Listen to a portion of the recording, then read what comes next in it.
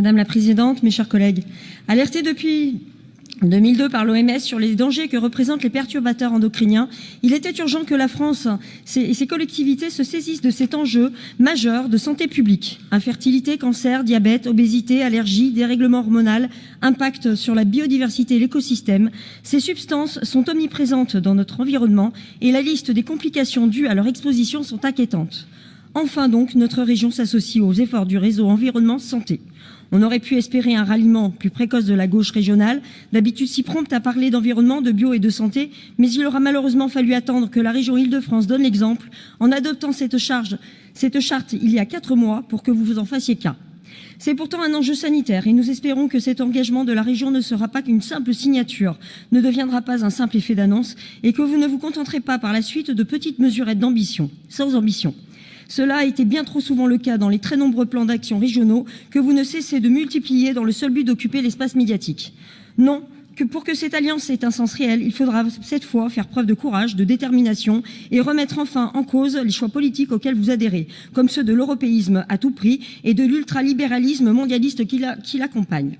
Car sur ce sujet, comme sur tant d'autres, l'action est en France corsetée par une Union européenne qui nivelle souvent la santé environnementale et les normes indispensables à celle-ci par le bas, préférant favoriser lobbying et consumérisme.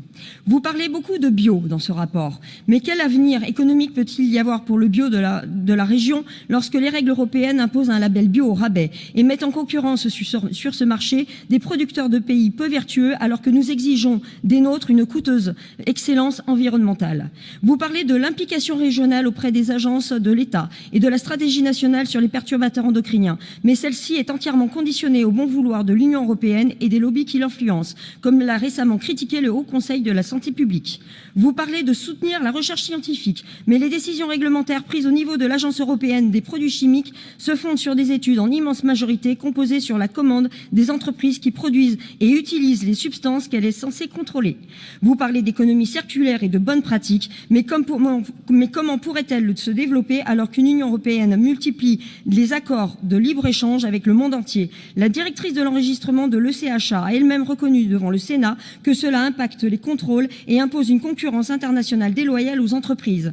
D'où le fait sans doute que seulement 31% des produits chimiques fabriqués ou importés en Europe sont conformes à ces règles déjà très lacunaires.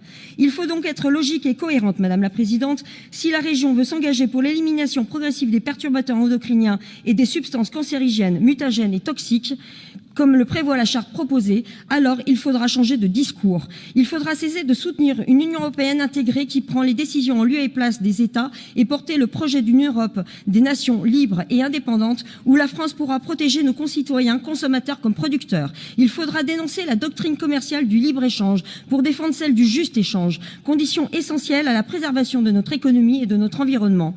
Vous avez rejeté un vœu présenté en ce sens lors de la dernière assemblée plénière. Celui-ci appelait à suspendre le CETA, qui, je cite, ne donne pas la priorité aux préoccupations liées à la protection de l'environnement ou de la santé, d'après le rapport de commission indépendante remis au Premier ministre en 2017. Quelle erreur! Il faudra maintenant vous engager contre les dizaines d'accords de libre-échange déjà conclus ou en préparation, JEFTA, Mercosur, Maroc et bien d'autres, qui ne peuvent bien sûr aboutir au nom du profit qu'à un déni des risques sanitaires. En somme, quitte à s'engager dans ce sujet, qui n'est pas de la région de compétence, qui n'est pas de la compétence régionale, autant le faire avec raison. En aurez-vous le courage? En aurez-vous la vision politique? En aurez-vous le bon sens? J'en doute fortement. C'est donc bien avec circonspection, devant vos inconsistances, que nous allons voter pour l'adoption de cette charte, mais nous serons vigilants. Je vous remercie.